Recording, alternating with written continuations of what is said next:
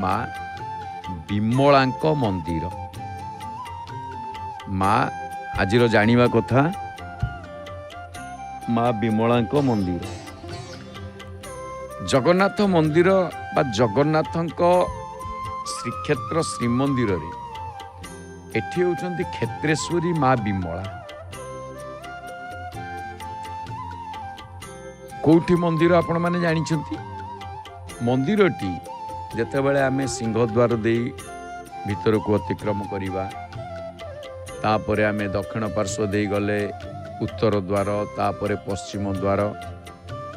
ପଶ୍ଚିମ ଦ୍ୱାର ଅତିକ୍ରମ କରିସାରିଲା ପରେ ସେଇ ସିଧାରେ ଗଲେ ଯେଉଁଠି ଆମେ ବାଁ ପଟକୁ ମୋଡ଼ିବା, ସେଇ କର୍ଣ୍ଣର ପ୍ଲଟ୍ ବା ଜମି ସଂଖ୍ୟାରେ ବିମଳାଙ୍କ ମନ୍ଦିର ଅବସ୍ଥିତ। ଆଚ୍ଛା, ଯଦି ଆମେ ଦକ୍ଷିଣ ଦ୍ୱାର ପଟେ ଯାଇଥିବା ତାହେଲେ ବାମ ପାର୍ଶ୍ୱରେ ମୁକ୍ତିମଣ୍ଡପ, ରବୀଣ କୁଣ୍ଡ ଅତିକ୍ରମ କଲେ ସେଇ ସାମ୍ନାରେ ଦେଖିବା ମା ବିମଳାଙ୍କ ମନ୍ଦିର ଲେଖାଯାଇଛି ହେଲା।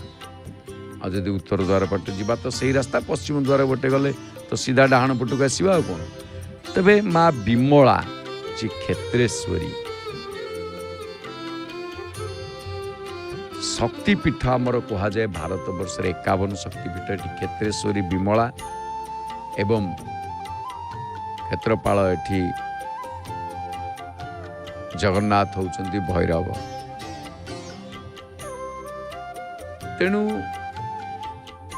51 ଶକ୍ତିପୀଠ ଭାରତ ବର୍ଷରେ, ଗୋଟିଏ 52 ଶକ୍ତିପୀଠ ବର୍ଣ୍ଣନା କରାଯାଏ, ଏଠି 72 ଶକ୍ତିପୀଠ ବର୍ଣ୍ଣନା କରାଯାଏ, କେଉଁଠି କେଉଁଠି 78 ଶକ୍ତିପୀଠ କଥା ବର୍ଣ୍ଣନା କରାଯାଏ, କେଉଁଠି କେଉଁଠି 108 ଶକ୍ତିପୀଠ କଥା ବର୍ଣ୍ଣନା କରାଯାଏ। ଏଇ ଯେଉଁ ଶକ୍ତିପୀଠଙ୍କ କଥା ବର୍ଣ୍ଣନା କରାଯାଏ, ଏ ଶକ୍ତିପୀଠମାନଙ୍କ ମଧ୍ୟରୁ ଅନ୍ୟତମ ଶ୍ରେଷ୍ଠ ଶକ୍ତିପୀଠ ହେଉଛନ୍ତି ମା ବିମଳା। କିଏ ସେ? ନା ଯାହାକୁ ଶକ୍ତିପୀଠମାନଙ୍କ ମଧ୍ୟରେ ପାଦପୀଠ ବୋଲି କୁହାଯାଏ,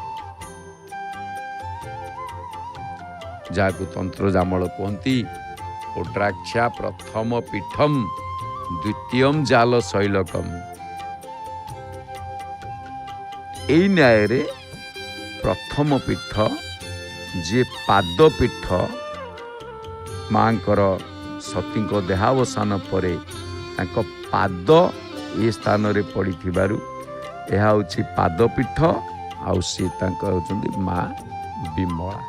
ଯେମିତି ଯୋନିପୀଠ, କାମାକ୍ଷା। ଆଚ୍ଛା, ଏସବୁ ଗୋଟିଏ ଗୋଟିଏ ଜିନିଷ କାହିଁକି ନା ୟା ପ୍ରଚ୍ଛଦ ପଟରେ ଗୋଟେ ସୁନ୍ଦର କଥା ଥାଏ। ଶଙ୍କର ଭଗବାନ ତପସ୍ୟାରତ ଥିଲାବେଳେ ସତୀଙ୍କି ମନା କରିଛନ୍ତି ଦକ୍ଷ ଯଜ୍ଞ ଦେଖିବାକୁ ଯିବା ପାଇଁ, ବା ନିମନ୍ତ୍ରଣ ନାହିଁ ତୁମେ ଯାଅନି। ସତୀ ତାଙ୍କୁ ଅବମାନନା କରିଛନ୍ତି, ମାନି ନାହାନ୍ତି, ଯାଇଛନ୍ତି। ପରେ ସତୀ ନିଜର ଶରୀରକୁ ଯୋଗ ଅଗ୍ନିରେ ତନୁ ଦେଇ ନିଜ ଶରୀରକୁ ସେ ତ୍ୟାଗ କରିଛନ୍ତି। କଥା ବହୁତ। କିନ୍ତୁ ଶଙ୍କର ଭଗବାନ ଯେତେବେଳେ ଜାଣିଗଲେ ଯେ ସତୀ ନିଜ ଶରୀରକୁ ତ୍ୟାଗ କରିଛନ୍ତି, ସେ ସେଇ ଶରୀରକୁ, ମର ଶରୀରକୁ କାନ୍ଧରେ ପକାଇ ଚତୁର୍ଦିଗ ଘୂରିବାକୁ ଲାଗିଛନ୍ତି। ସବୁ ମାନେ ଦେବତା, ମାନବ, ଦାନବମାନେ ମଧ୍ୟ ହାହାକାର କରିବାର ଲାଗିଲେ। ଏବେ ତାଙ୍କୁ କେମିତି ଶାନ୍ତ କରାଯିବ। ପରେ ସମସ୍ତ ଦେବତାଙ୍କ ଅନୁରୋଧ କ୍ରମରେ ନିର୍ଯାସ ଏହା ବାହାରିଲା ଯେ ତାଙ୍କ କାନ୍ଧରେ ସେ ଶବ ଥିବା ପର୍ଯ୍ୟନ୍ତ ସିଏ ବିଚଳିତ ରହୁଥିବେ। ତେଣୁ କ'ଣ କଲେ ନା ସେ ବିଚଳିତ ଅଛନ୍ତି, ଅନ୍ୟମନସ୍କ ଅଛନ୍ତି, ତା ଭିତରେ ସୁଦର୍ଶନ ଚକ୍ରକୁ ପଠେଇ ଗୋଟିଏ ଗୋଟିଏ କରି ତାଙ୍କ ଶରୀରରୁ ସତୀଙ୍କର ଅଙ୍ଗକୁ ଅଲଗା ଅଲଗା କରିବା ପାଇଁ ପ୍ରସ୍ତୁତି ନେଲେ। ସେଥିରେ ପ୍ରଥମେ ଯେତେବେଳେ ସୁଦର୍ଶନ ଚକ୍ର ସ୍ପର୍ଶ କରିଥିଲେ ତାହା ହେଉଛି ପାଦ। ପ୍ରଥମେ ଗୋଟିଏ ପାଦ କାଟିଥିଲେ, ଯାହାର ନାମ ହେଉଛି ପାଦପୀଠ। ଆଉ ଯିଏ ପଡ଼ିଥିଲା ଶ୍ରୀକ୍ଷେତ୍ର ପୁରୀରେ, ତେଣୁ ଏ ବିମଳାଙ୍କ ପୀଠ ପାଦପୀଠ ବୋଲି କୁହାଯାଏ ମା ବିମଳାଙ୍କୁ। ଆହୁରି ଗୋଟିଏ କଥା, ଗରୁଡ଼ ସେବକମାନେ ଯେତେବେଳେ ବାନା ବାନ୍ଧନ୍ତି, ଏ ସମସ୍ତଙ୍କର ଇଷ୍ଟ ହେଉଛନ୍ତି ମା ବିମଳା। ବିମଳାଙ୍କ ନାମରେ ସିନ୍ଦୁର ଧାରଣ କରିବା, ତାଙ୍କୁ ପ୍ରଣାମଟି ଜଣାଇ ତାଙ୍କଠାରୁ ଆଶୀର୍ବାଦ ନେଇକି ଶ୍ରୀମନ୍ଦିର ଶୀର୍ଷକୁ ବା ଚୂଡ଼ାକୁ ଯାଇକି ବାନା ବାନ୍ଧିବା ଅର୍ଥାତ୍ ଏଠି ଆଉ ଯେତେ ଦେବନୀତି ଅଛି ଜଳ ଯାହା ବ୍ୟବହାର ହୁଏ ଜଗନ୍ନାଥ ମହାପ୍ରଭୁଙ୍କ ପାଇଁ ଯେତେ ଜଳର ଆବଶ୍ୟକ ପଡ଼େ ଯେତେ ଗରା ଜଳ ପଡ଼ୁ ପୂଜା ପଦ୍ଧତି ସବୁ ପାଇଁ ସେସବୁ ବିମଳାଙ୍କ ମନ୍ଦିର ସାମ୍ନାରେ ବା ପାଖରେ ଥିବା କୂପରୁ ଯାହାକୁ ବିମଳା କୂପ ବୋଲି କୁହାଯାଏ ସେଇ କୂପରୁ ଜଳ ଆସିଥାଏ ବ୍ୟବହାର କରାଯାଇଥାଏ। ଆଉ ଗୋଟିଏ କଥା ଆପଣମାନେ ଦେଖିବେ ସବୁଠୁ ଆଶ୍ଚର୍ଯ୍ୟର କଥା ରୋଚକର କଥା ଏବଂ ଜାଣିବା କଥା ମଧ୍ୟ କ୍ଷେତ୍ରେଶ୍ୱରୀ ହେଉଛନ୍ତି ମା ବିମଳା। ଯେତେବେଳେ ଜଗନ୍ନାଥ ବଳଭଦ୍ର ସୁଭଦ୍ରା ଗଲେ ରଥଯାତ୍ରାରେ ହେରା ପଞ୍ଚମୀ ଦିନ ମା ମହାଲକ୍ଷ୍ମୀ ଯାଇଥିଲେ ସେତେବେଳେ କ୍ଷେତ୍ରେଶ୍ୱରୀଙ୍କ ଠାରୁ ଅନୁମତି ନେଇକି ଯାଇଥିଲେ ବା ତାଙ୍କୁ ଅନୁରୋଧ କରିଥିଲେ ଏବଂ ତାଙ୍କୁ କହିଥିଲେ ଯେ ମୁଁ କେମିତି ମୋ ସ୍ୱାମୀ ମୋତେ ନ ଜଣେଇ ଯାତ୍ରାକୁ ଯାଇଛନ୍ତି କେବେ ଫେରିବେ ତାହା ମୁଁ ଏପର୍ଯ୍ୟନ୍ତ ଜାଣିନି।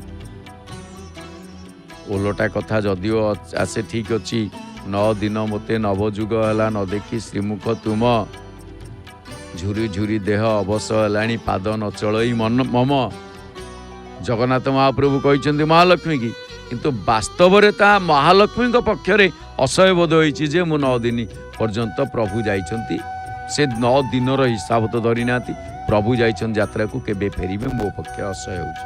ତେଣୁ ମା ବିମଳା ହିଁ ସାନ୍ତ୍ୱନା ଦେଇଛନ୍ତି ମୋହଚୂନ ଦେଇକି ଯାଇଛନ୍ତି କେତେ ଗୁଡ଼ିଏ ହିତ ଉପଦେଶ କଥା କହିଛନ୍ତି ଯେ ତମେ ଯଦି ସ୍ୱାମୀଙ୍କୁ ନିଜର କରିବାକୁ ଇଚ୍ଛା କର ତାହେଲେ ତାଙ୍କୁ ସେତିକି ସ୍ନେହରେ ମମତାରେ ବାନ୍ଧି ରଖିବାକୁ ପଡ଼ିବ। ତେଣୁ ତାଙ୍କୁ ଗୋଟିଏ ବୁଝିବା ପାଇଁ ମନ ମୋହଚୂର୍ଣ୍ଣ ଦେଇକି ଯାଏ ସାଙ୍ଗରେ ଦେଇ ପଠେଇଛନ୍ତି। ତାଙ୍କର ଅନୁମତି କ୍ରମରେ ବିମଳାଙ୍କ ମନ୍ଦିର ବା ମା ବିମଳାଙ୍କ ଆଶୀର୍ବାଦ ନେଇ ବା ତାଙ୍କ ଅନୁମତି ନେଇ ଯାଇକି ପହଞ୍ଚିଥିଲେ କେଉଁଠି ନା ଗୁଣ୍ଡିଚା ମନ୍ଦିରରେ ଯାହା ହେରା ପଞ୍ଚମୀ ନୀତି ଆପଣମାନେ ଜାଣିଛନ୍ତି। ତେଣୁ ଆମେ ଶୁଣୁଥିଲେ ମା ବିମଳାଙ୍କ କଥା ବା ବିମଳାଙ୍କ ମନ୍ଦିର। ତେଣୁ ସେ ବିମଳାଙ୍କ ମନ୍ଦିରର ଭୂମିକା ଅନେକ। ଷୋଳ ପୂଜା ସମୟରେ ଦୁର୍ଗା ମାଧବ ଉପାସନା ତାଙ୍କ ପାଇଁ ଗୋଟିଏ ସ୍ୱତନ୍ତ୍ର ଜାତ ଯାହାକୁ ଶାକ୍ତ ଗୁଣ୍ଡିଚା ବୋଲି କୁହାଯାଏ। ତେବେ ଆସନ୍ତୁ ଏଇଠି ଆମେ ଆଜିର କଥା ପ୍ରବାହକୁ ପ୍ରାତଃ ସମୟରେ ସାଙ୍ଗ କରିବା। ତେବେ ଏଥର କ'ଣ ସବୁ କାର୍ଯ୍ୟକ୍ରମ ପ୍ରସାରଣ କରାଯାଉଛି ଜାଣିବା କାର୍ଯ୍ୟସୂଚୀ ମାଧ୍ୟମରେ। ତାପରେ ପରେ ଯେଉଁମାନେ ପ୍ରାତଃ ସମୟରୁ ଦ୍ୱାର ଫିଟା ଠାରୁ ଏଯାବତ୍ ଯେଉଁମାନେ ଦର୍ଶନରୁ ବଞ୍ଚିତ ରହିଛନ୍ତି ସେମାନେ ପୁନଃ ପ୍ରସାରଣ ମାଧ୍ୟମରେ ଜୟ ଜଗନ୍ନାଥ ଟିଭିରେ ନୀତିକାନ୍ତି ଦେଖିପାରିବେ।